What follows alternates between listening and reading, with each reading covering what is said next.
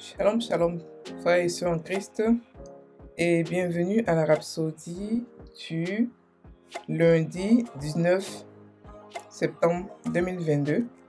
Rhapsodie écrite par le pasteur Chris Oyakilome, et la lecture vous est offerte par les vérités de l'Évangile. Le thème d'aujourd'hui est la compréhension révélatrice par l'Esprit.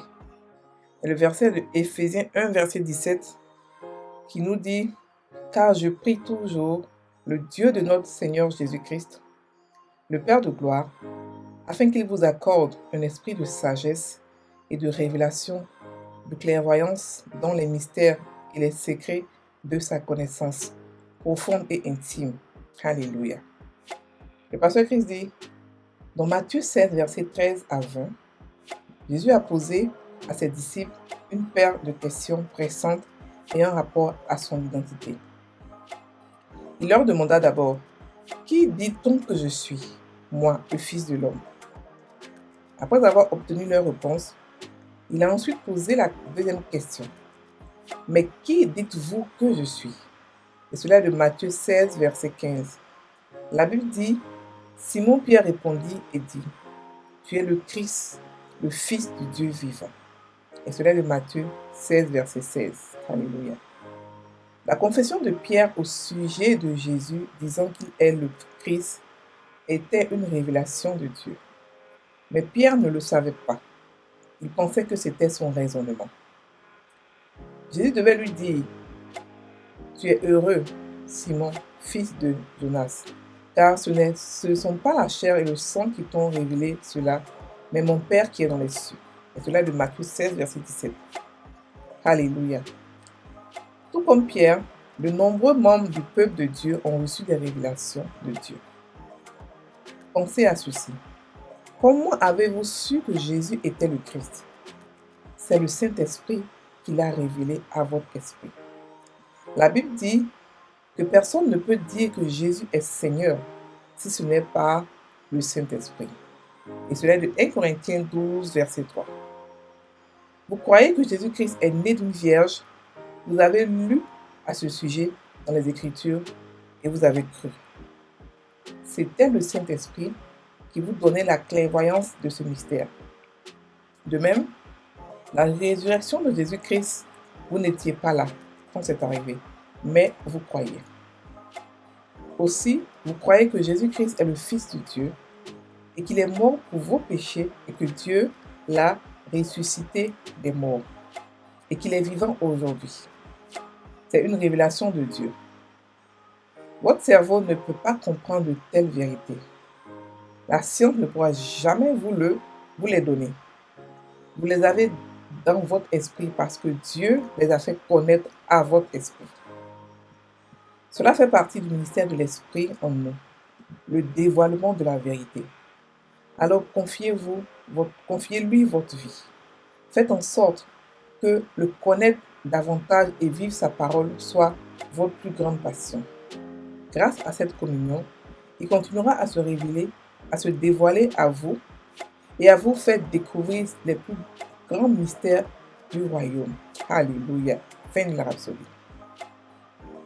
Aujourd'hui, le pasteur nous parle d'un des rôles du Saint-Esprit. Il nous explique les révélations et les mystères que le Saint-Esprit nous donne lorsque nous avons une relation avec la parole. Alléluia. Il explique que Jésus a posé une des questions à ses disciples. Il leur a demandé « Qui dit-on que je suis dehors ?» Et les disciples ont répondu « Tu es le Christ », d'autres disent que tu es un prophète et tout ça. Il leur a demandé maintenant à vous. Il dit à eux, pardon. « Et vous, qu'est-ce que vous pensez que je suis ?» Et Pierre a répondu comme ça sur le tas que tu es le Christ, tu es le Fils du Dieu vivant. Et Jésus a discerné que ce n'était pas lui, Pierre qui parlait. Ce n'était pas lui qui avait, c'est-à-dire que c'est Dieu qui lui a révélé cela. Il a compris que, parce que de lui-même, il ne peut pas comprendre. Parce que tout ce que Jésus faisait comme miracle, pour eux, c'était comme un rêve. Ils ne comprenaient pas ce qui se passait. Ils savaient qu'ils étaient attirés par ce monsieur, parce que le monsieur avait beaucoup d'amour, il enseignait beaucoup les paroles et tout ça, mais ils ne comprenaient pas qui il était en fait. Ils ne comprenaient pas qu'ils avaient en face de Dieu. C'est lorsqu'il est mort et ressuscité ils ont eu la preuve qu'il était le Fils de Dieu en puissance. Donc, ils ne, ils, ils, ils n'étaient vraiment, et puis ils ne pouvaient pas le comprendre aussi parce que le Saint-Esprit n'était pas encore venu pour leur expliquer. Donc, ils ne pouvaient pas le comprendre. Mais le Saint-Esprit venait, de temps en temps, il venait expliquer et puis il repartait. Mais après, lorsqu'il est venu définitivement, le Saint-Esprit, il est venu définitivement pour rester, pour habiter en nous, pour nous faire comprendre les paroles. Comment?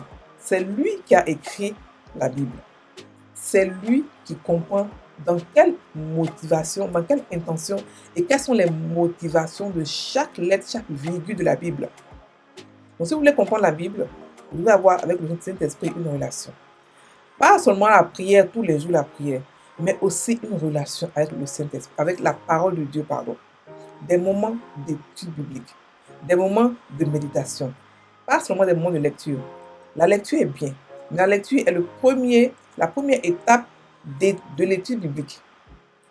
Aujourd'hui, nous sommes dans un monde où nous avons accès à la Bible à tout moment, sur notre portable, ordinateur, dans nos oreilles, partout nous pouvons écouter, nous pouvons lire, nous pouvons tout faire.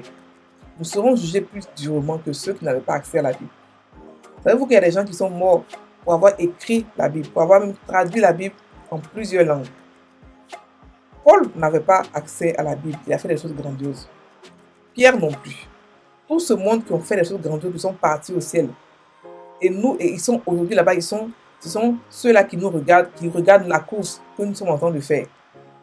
Nous qui avons tout le matériel. Aujourd'hui, une femme peut prêcher. Aujourd'hui, une femme même peut prêcher depuis sa maison en allaitant ses enfants avec Internet, dans le confort de sa maison. Pour nous montrer que le temps où nous sommes, c'est le temps de la grâce. Et la grâce augmente tous les jours. Les équipements, les outils que nous avons pour prêcher l'évangile sont encore plus performants. Parce que nous pouvons rester chez nous et puis prêcher dans le monde entier. Donc ce que nous devons faire, c'est avoir une relation avec la parole. Il faudrait que nous prêchions avec la compréhension et la connaissance intime et profonde de la révélation de Dieu. Ça veut dire quoi? Ça veut dire que il ne suffit pas d'écouter, de lire et croire qu'on a compris la Bible. Non. La Bible se discerne, la Bible se comprend par révélation, pas par compréhension mentale. Non. Pas par notre intelligence. C'est pour cela qu'on a cru que Christ est vivant. On n'était pas là-bas. On a cru qu'il est né d'une femme vierge. On n'était pas là-bas. Parce que le Saint-Esprit est celui-là qui nous a convaincus. Mais il nous convainc tous les jours. Ce n'est pas une fois et c'est fini. Non. Tous les jours, il nous convainc. Tous les jours, il nous parle. Tous les jours, il se révèle à nous dans sa parole et dans plein de choses. Il faudrait que chaque chrétien ne se laisse pas aller par n'importe quel vent de doctrine, mais puisse avoir une relation avec la parole de Dieu. Il y a deux choses que Dieu nous a données pour nous aider. La parole, le Saint-Esprit. Les deux choses-là. Il faudrait que les deux travaillent ensemble. Si vous travaillez avec la parole sans le Saint-Esprit, vous aurez des révélations à moitié. Si vous travaillez avec le Saint-Esprit sans la parole, le Saint-Esprit ramène toujours dans la parole. Lorsqu'il parle, il a des preuves dans la parole. Il ne peut pas travailler sans la parole. Mais si vous passez votre temps à prier et ne pas vous mettre dans la parole pour comprendre ce que Dieu veut, parce que Dieu donne des instructions dans sa parole. Comment est-ce qu'il veut qu'on prie? Comment est-ce qu'il veut qu'on le loue? Comment est-ce qu'il veut être aimé et respecté? Comment est-ce qu'il marche? Comment est-ce qu'il pense? Comment est-ce qu'il aime? Tout est dans sa parole. Et rien n'est caché. Il ne nous a rien caché. Mais pour pouvoir comprendre, pour pouvoir découvrir tout cela, il faudrait l'étudier. Pas seulement se borner à le lire. Parce que ce que nous voyons dans la Bible en blanc, noir et noir, c'est le logos. C'est la parole qui n'a pas de révélation. Mais c'est quand on l'étudie que la révélation, le réma sort. Et c'est là qu'on comprend ce que Dieu voulait dire par cette parole, par cette virgule, par cette phrase. Et c'est là que nous sommes transformés tous les jours à l'image parfaite du Dieu vivant. Alléluia. Il y a des personnes qui ont une sagesse pour les Écritures. Pourquoi? Parce qu'ils ont pris leur temps pour étudier la parole. Donc, ce qui veut dire que quand une parole est devant eux, automatiquement, ils peuvent l'interpréter et la comprendre. Mais cela n'est pas le cas de plusieurs chrétiens. Il y a des chrétiens qui ont ces raisonnements. Quand vous écoutez, vous vous demandez, mais est-ce qu'il ouvre sa Bible? Non, ce n'est pas normal.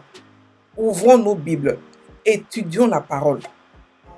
Méditons-la. Mettons-la. Écrivons-la dans notre cœur. C'est comme cela que la victoire se fait en Christ. C'est comme cela qu'on vit une vie épanouie en Christ. Alléluia.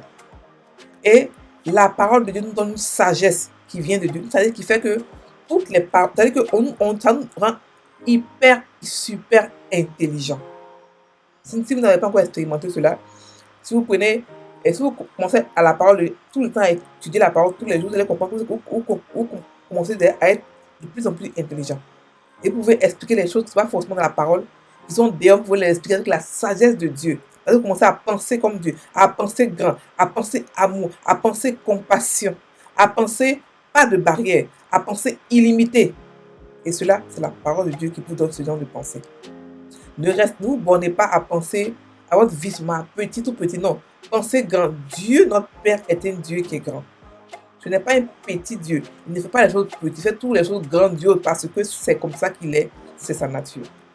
Donc lorsque nous étudions la parole, lorsque nous étudions le logos, elle nous sort le rhéma que nous écrivons dans notre cœur. Alléluia. Que nous maintenant écrivons dans notre cœur, mais aussi appeler à l'existence, que nous proclamons, que nous créons, que nous prophétisons.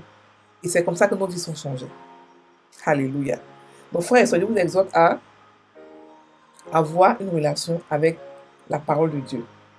Le Saint-Esprit est celui-là qui nous dévoile la parole de Dieu, qui nous dévoile toutes les vérités et tous les secrets de la parole de Dieu. Nous devons avoir une communion avec le Saint-Esprit et avec sa parole. Je veux dire qu'il y a une relation spéciale lorsque vous commencez à étudier la parole de Dieu. Vous commencez à connaître le Saint-Esprit d'une autre manière. Le Saint-Esprit fait rire. Il fait rire, il parle, il se comporte comme un être humain, mais avec un bon cœur. Et vous commencez à lui ressembler. Vous commencez à parler comme lui, à marcher comme lui, à rire comme lui, à réagir comme lui, à aimer comme lui. Alléluia. Donc, frères et sœurs en Christ, notre cerveau ne peut comprendre ce que la parole de Dieu nous dit si ce n'est que par le Saint-Esprit. Donc, ayons avec lui une relation et aussi avec sa parole une relation. Chacun doit avoir des routines de temps pour étudier la Bible, de temps de méditation, de temps de prière, de temps, en tout cas, tout doit être bien en forme de routine pour voir une vie équilibrée. Alléluia. On va maintenant prendre la confession. J'ai une compréhension révélatrice qui m'a été accordée par le Saint-Esprit. À travers la parole. Je suis spirituellement perspicace